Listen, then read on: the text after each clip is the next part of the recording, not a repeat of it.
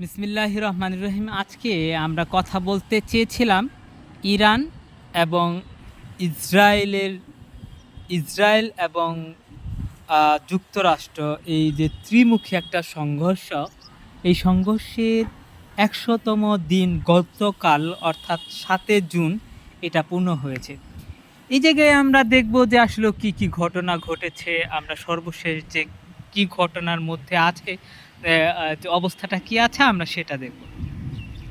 এই যুদ্ধটা শুরু হইল যে পারমাণবিক ইস্যুকে কেন্দ্র করে যুক্তরাষ্ট্র এবং ইসরায়েল যৌথ হামলা করে ইরানের উপরে, এবং এই হামলার ফলে যে ইরানের যে সর্বোচ্চ ধর্মীয় নেতা যে মুস্তফা খামেনি ইনি এবং তার স্ত্রী বা সহধর্মিনী এবং যে আরও হচ্ছে উচ্চ পর্যায়ের নেতাকর্মীরা কিন্তু নিহত হন। এবং এরপরেই কিন্তু ইরান কিন্তু পাল্টা আক্রমণ চালায়, ইসরায়েলে আক্রমণ চালায়, এবং যে মধ্যপ্রাচ্যে যে সকল দেশে আমেরিকার বেস রয়েছে, যেমন ইরাক, বাহরাইন, কুয়েত, সৌদি, এই দেশগুলাতে কিন্তু ইরানের যে বিপ্লবী গার্ড রয়েছে আইআরজিসি, তারা কিন্তু একটা পাল্টা আক্রমণ চালায়, এবং এই আক্রমণ চালানোর মধ্য দিয়ে কিন্তু এই যুদ্ধটা শুরু হয়।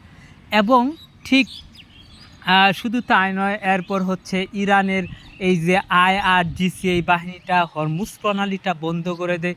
ফলে এশিয়ার বিভিন্ন দেশসহ যে সকল দেশ এই আমদানি নির্ভর জ্বালানির উপর নির্ভরশীল, তারা কিন্তু একটা হতবিম্ব বা হচ্ছে ভেবাচেকার মধ্যে পড়ে যায়, তারা কি করবে। এবং হচ্ছে তাদের এই যে একটা জ্বালানি যে জ্বালানি সংকটের মধ্য দিয়ে বা হচ্ছে যে টানাপোড়েনের মধ্য দিয়ে কিন্তু এই দেশগুলো অতিবাহিত হচ্ছে। সর্বশেষ আমরা যেটা দেখলাম যে গতকাল ১০০তম পূর্ণ দিন উপলক্ষে ইরান যে পাকিস্তানের যে প্রধানমন্ত্রী যে রয়েছে মহসিন নামে যে মহসিন, তিনি হচ্ছে পাকিস্তানের বর্তমান পররাষ্ট্রমন্ত্রী, তিনি ইরানের সফরে গিয়েছেন। এবং ইরানের যে ইরানের যে মোমিন, তাদের যে পররাষ্ট্রমন্ত্রী মোমিন এবং হচ্ছে আব্বাস আরাকচি, এদের সাথে হচ্ছে বৈঠক করেন। এবং পাকিস্তানের যে প্রধানমন্ত্রী শাহবাজ শরীফ এবং যে সেনাবাহিনীর প্রধান ওসিম মুনিরের পক্ষ থেকে বার্তা নিয়ে যান হচ্ছে ইরানের যে নেতাদের কাছে এটা নিয়ে। এবং হচ্ছে যে যুক্তরাষ্ট্র এই জায়গায় দাবি করছে যে যদি সমঝোতা ইরান যদি না করে, তাদের যে অর্থটা এটা দেওয়া হবে না। আবার ইরানের যে আব্বাস আরাকচি রয়েছে, তিনি বলেছেন যদি আমাদেরকে যুক্তরাষ্ট্র বা ওয়াশিংটন আমাদের যদি এই নিষেধাজ্ঞার ২,৪০০ কোটি মার্কিন ডলার এটা যদি আমাদেরকে ব্যাক দেয় বা ফেরত দেয়, তাহলেই মাত্র আমরা এই সমঝোতাটার মধ্যে সই করব, অন্যথায় আমরা সই করব না। এটাই বর্তমান হচ্ছে সমঝোতার মধ্যে একটা বাধা হয়ে দাঁড়িয়েছে। আমরা এই যুদ্ধটার বিভিন্ন ফলাফল নিয়ে আমরা কি দেখতে পাচ্ছি?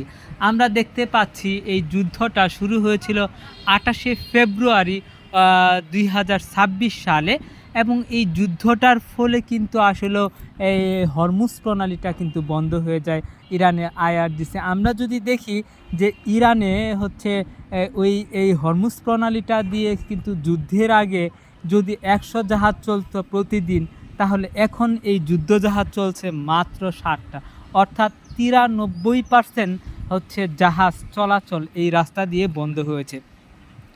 দুই হচ্ছে এর ফলে যে জ্বালানি সংকটের যে বিষয়টা, এটা পৃথিবীর বা বিশ্বের ১৪৬টি দেশে এর প্রভাবটা ছড়িয়েছে। অর্থাৎ যে ১৪৬টি দেশের জ্বালানির দাম হচ্ছে দ্বিগুণ হয়েছে। আরও আমরা দেখলাম যে যুদ্ধের আগে এই জ্বালানির দাম ছিল যে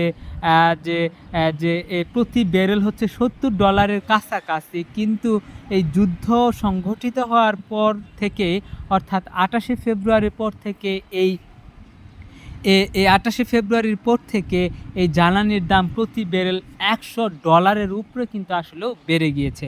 এরপর আমরা যদি আরও দেখি যে এই যে লেবাননে এবং ইসরায়েল মিলে প্রায় হচ্ছে 7,000 জন মানুষ কিন্তু আসলেও নিহত হয়েছে এই ইরান, ইসরায়েল এবং যুক্তরাষ্ট্রের ত্রিমুখী সংঘর্ষের ফলে।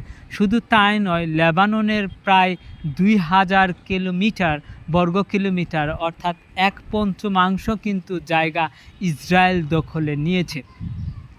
আমরা যদি বাংলাদেশের মতো যে বিভিন্ন যে উন্নয়নশীল দেশগুলো রয়েছে, এই উন্নয়নশীল দেশে কিন্তু একটা বড় ধরনের অর্থনৈতিক ধাক্কা দিয়েছে।